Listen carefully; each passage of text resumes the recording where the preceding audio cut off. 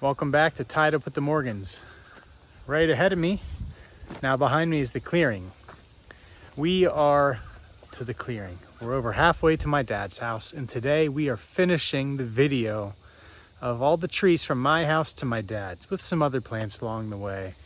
I mean, in total we'll have just under 40 species, I think, 30 something. And that's kind of just along the trail, you know.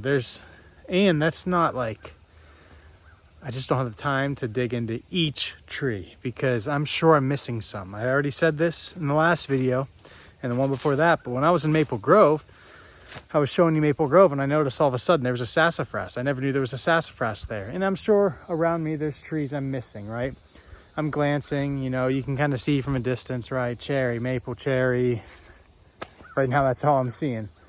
And so yeah, I'm probably gonna miss a couple here and there, but overall I think we're gonna have just under 40 species. Pretty good, a lot of diversity. So let's dive into today's video and let's get this done. Down here behind the mini cabin, just wanted to check. It's been a while since I've been over here. Really, the whole ground is just stilt grass. Needs sprayed. We'll dive into that on a separate video on how to handle stilt grass. You can tell I've got it figured out, right? It's a joke, but I do know what to do. I just need the time. But anyways, we'll go into that on a separate video and we'll start putting those things into practice. Yeah, really, I just wanted to check if there were any cool trees that, you know, I didn't know were over here, and looks like it's everything we've covered so far, maples and cherries. So yeah, a lot of stilt grass. And yeah, usually whenever you get more openings like this, you get some more plant diversity because that sunlight hits the ground. But in this case, that's not happening because there's stilt grass.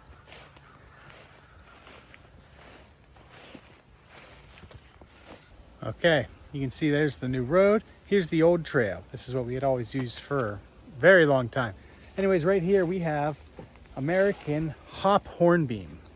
So there's American hornbeam and then hop hornbeam. Very similar. Both are very shade tolerant. They can grow in the understory like this. Hop hornbeam, things I like about it, benefits wildlife like many of these native species. If you haven't figured that out yet, you know, they all kind of benefit wildlife. It does vary a lot though, right? Like the oaks benefit far more species than some of the others, and that's okay. So you see the point though, that they all do benefit wildlife. So yeah, hop hornbeam does. It can adapt to a lot of different soils. It can grow in, you know, a closed canopy like this, surrounded by hickories and oaks. So that's a cool thing. And it does well in like urban settings. So yeah, great adaptability. So I guess that's it for the hop hornbeam. Let's keep moving. I'm excited. We're getting a little more diversity now. There's a long stretch of kind of everything we've already covered. And I mean, we did cover about 30 species so far, so that's bound to happen. But let's keep going. All right, we made it to the road. And this is where we start to get into a lot of nice oaks. There's a few sassafras that way, more maples and cherries, of course. But let's take a look at a few species I know that are around here. Here we have burning bush, very, very invasive. Yeah, it gets nice fall color. Don't buy it. It should be banned if it's not already banned everywhere. It's also known as like winged euonymus. I don't remember how to say it, but you can see it gets these little unique. This is one way to tell it's burning bush. So yeah, we don't want that. Oh, here I am falling over.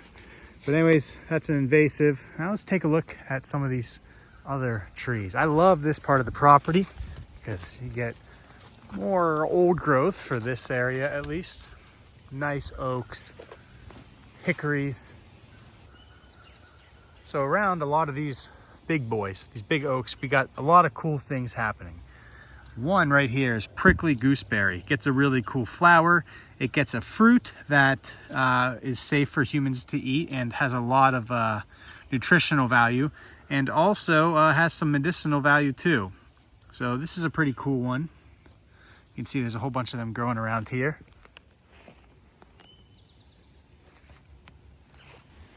We also have, this is a small one here. You can see this looks just like a maple leaf, right? So there's a bunch of them around here. We have bigger ones on the property, but that is maple leaf viburnum. There's another one there. There's a lot of them. Maple leaf viburnum, really good. Let's talk about it. If you're looking to add some understory plants to really benefit your property, the whole ecosystem, viburnums are the way to go. Maple leaf viburnum especially. Why? Well, over 35 species of bird feed on them, right? So maple leaf viburnum, it's like a shrub, doesn't get, it's not like these oaks, right? Doesn't get too big. They're very beneficial because it feeds so many species of birds. Sorry, I'm talking fast. There's a lot I want to say about maple leaf viburnum, and it's a tongue twister. That's a big name. So anyways, this feeds a lot of birds, and it feeds birds like turkeys. They're very dependent on that. That's like a favorite of theirs. Quail, things like that, grouse, all of those things love maple leaf viburnum. So it's perfect, as well as it's a larval host for several different species of caterpillar. Really benefits the ecosystem with different pollinators because of its flowers, and it's a great understory shrub. So that's maple leaf viburnum, and we'll keep moving now. But I was excited. I didn't know there were some here, but I know there's a lot in other places, and it's a powerhouse. For being so tiny, it is a powerhouse. A couple years ago, I did a video on this Indian pipe, ghost pipe. Really cool plant. I'll put that, I'll put the link to that, or I think I can put that in the top right corner here on that video. I did a little deep dive on these. Really cool. Looks like a fungi, but it's not. All right, growing among these white oaks, these red oaks. What else we got around here? It's kind of it. There's some hickories. And here we have a Mockernut hickory. We don't have a whole lot of them, but we have a few, and they're in this area. The Mockernut hickory is pretty cool. Why do I think it's cool? One is because I didn't discover this tree until a few years ago. My dad did a video with a forester, and a forester came out to the property, and it was like in the middle of winter, I think. No leaves or anything, but he was able to tell that this was a Mockernut. And I remember seeing that and being like, that's so cool. Like, there's no leaves. He wasn't certain, but he was pretty sure. And he was right. And I remember being like, that's crazy, and that really kind of inspired me. I remember watching that and be like, I got to learn more, because I just thought we only had shagbarks. I didn't know there were other hickories. And maybe I did, but I don't remember.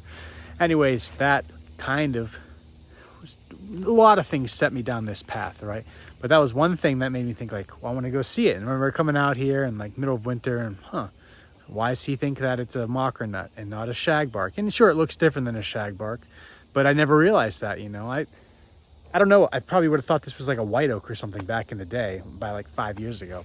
So that's one reason I like it, is because it opened up my eyes to more hickory trees that I didn't know about. But it's, a great tree for wildlife. The hickories, I think, have nice fall color. And another thing that's cool is I was so used to my whole life the shagbark hickory nuts. These are totally different. They're more thin shelled, and they kind of peel. I don't know how to describe it, but they're pretty cool.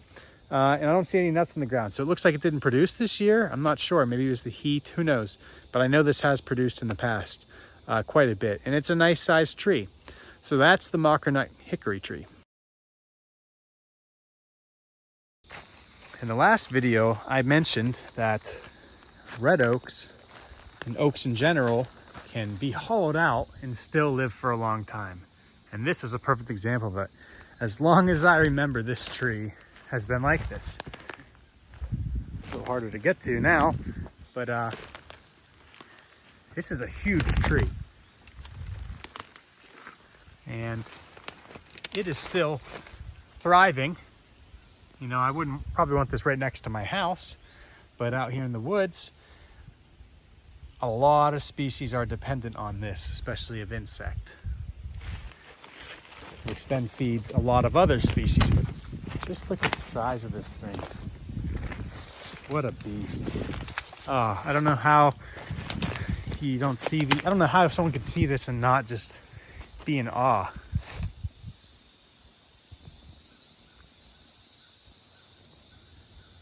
What a beautiful tree.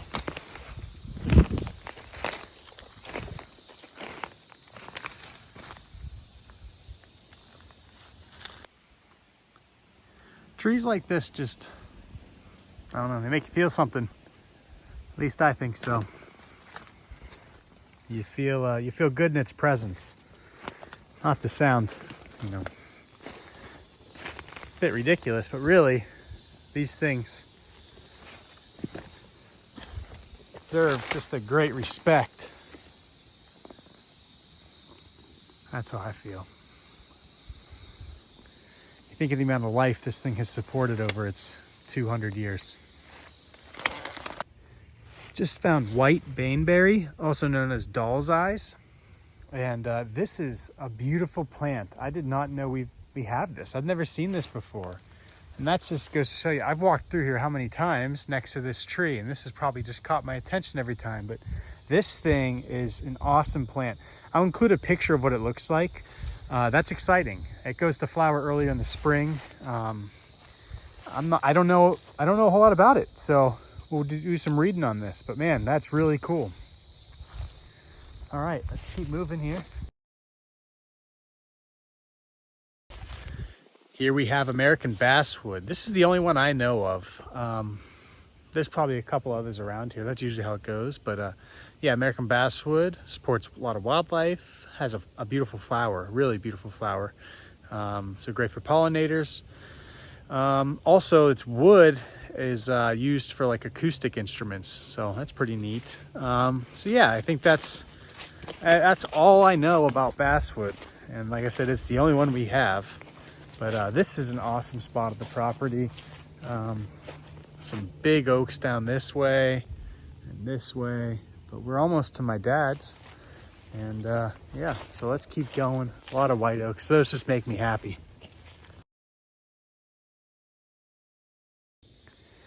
Here we have bottlebrush grass. It's a cool native grass. I love seeing this. Got a bunch through here. And then over here, looks like we have witch hazel. Whoa, falling down the hill here. American witch hazel. So pretty much from here, there's my parents' house over there. Pretty much from here to the wood yard, and down below the wood yard is American witch hazel in this valley. American witch hazel is very, very cool. Well, I love how it grows, and it has a beautiful fall color. In the fall, it's beautiful. Has a beautiful flower in the spring. So it has great ornamental value if that's what you're into. Also benefits a lot of wildlife, a lot, and has a lot of medicinal properties that we, you think of witch hazel, this is it. So yeah, a lot of medicinal uses. Very cool. This is American witch hazel, and it's just all through here. But in the fall, it is beautiful. The ground is covered in yellow leaves. The trees are covered in yellow leaves. It really stands out. It's a vibrant one. And man, this has grown. So when I was a kid, this was the trail through here. And this was a steep one, but this would be the trail we would use. And yeah, we would ride our sleds down here and everything. So can't believe how much this has grown since then. Yeah, that's American witch hazel. Here's more of that American hog peanut right here. And you can see it gets a really cool flower. So that's pretty neat. Growing among these ferns, you can see these dark, this is it right here. All right, what else do we have? Here, we have big-toothed aspen. Man, there's a lot of pollinators around here right now.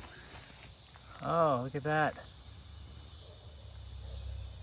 Is that a, yeah, bald-faced hornet? Tons of moths. Look at these moths.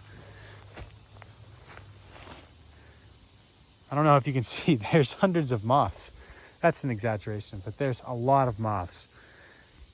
They love ferns. So anyways, I just saw a big tooth aspen. Here we go. Oh no.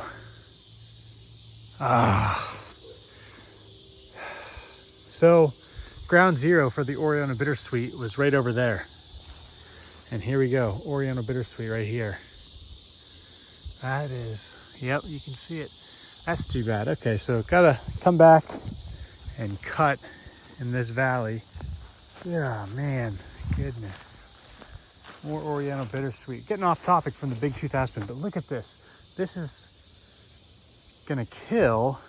Okay, the tree is dead. So it killed this tree. Unbelievable. All right, it's got some work to do in down here. That's all right. If we could just contain it, keep it in here, that would be great. So, where were we? Right here, we have a big tooth aspen. I like these because they have beautiful fall color.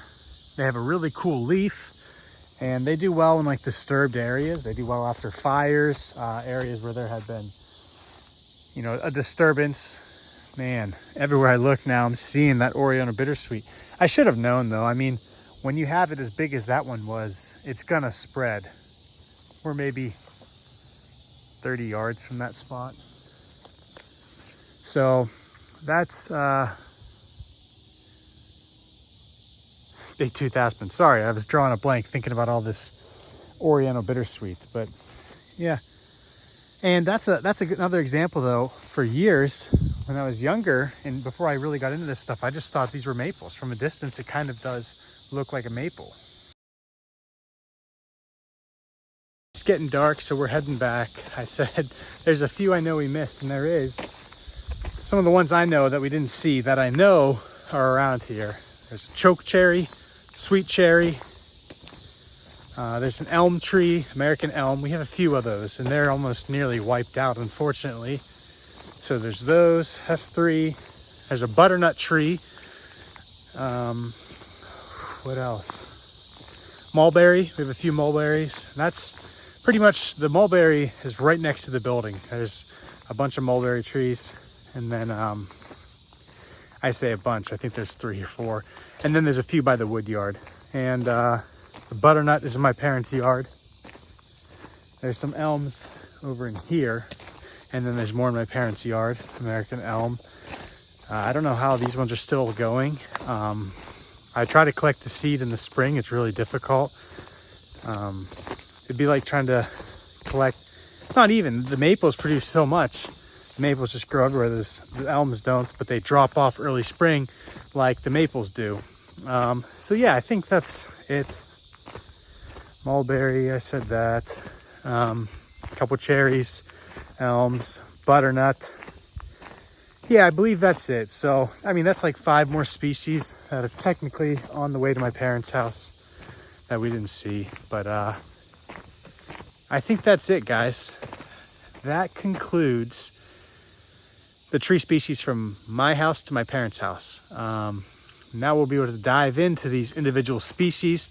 We're going to learn how to identify them, not just by the leaves either, different things that help, whether it's the buds, the bark, the leaf stalks, whatever it is, you know, a lot of different things that we're going to learn. And I'm really excited. And we'll also learn, you know, why the tree's important. And we'll do the same thing with invasives and why they are bad, right? So I think that's it. I got to say, this was a little harder than I expected, and it's just because I'm getting distracted so much. I think the first one, in my opinion, I knocked out of the park. And what I mean by that is I just stayed on topic, and really that was only because it was just right there in my yard. So all I did was walk a circle in my yard and told you about those trees. Once I got out here in the woods, it was messy, but we made it, guys. If you made it this far, let me know. Let me know if you watched all 4 of these. I really appreciate the support, and we will see you on the next video. I don't know what's coming next, but we'll see you on that video, and it'll be good. So thanks, guys.